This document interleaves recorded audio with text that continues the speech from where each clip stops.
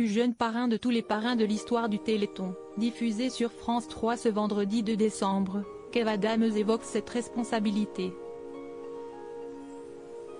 Plus qu'une mission, si est un honneur pour le comédien de 31 ans d'accompagner Sophie Davant lors de la 36e édition de l'appel aux dons pour faire avancer la recherche sur les maladies génétiques neuromusculaires.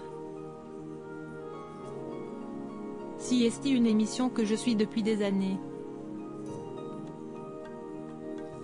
Moi, l'un de mes premiers passages télé, c'était au Téléthon, justement, se souvient-il dans l'émission de Nagui la bande originale, sur Radio France ce jeudi 1er décembre. Malgré son enthousiasme, Kevin Smadja, de son vrai, fait part des craintes qu'il peut avoir. Je sais que je ne vais pas en sortir indemne. Et pour cause. Le comédien explique que ce rendez-vous annuel nous dépasse et permet de se battre pour sauver des vies.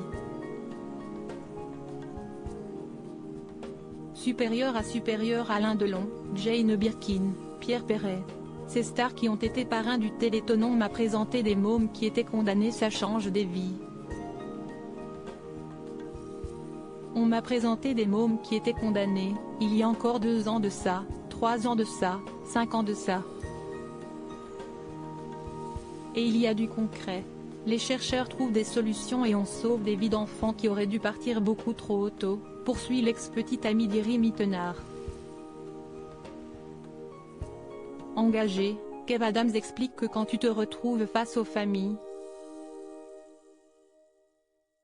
qui ont les larmes aux yeux et qui te disent, sans ce mec-là, aujourd'hui on aurait perdu notre enfant. Tu ne peux pas sortir de là indemne.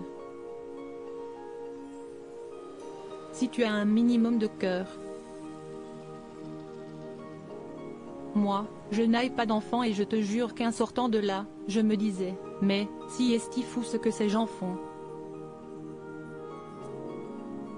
Ce sont des miracles modernes.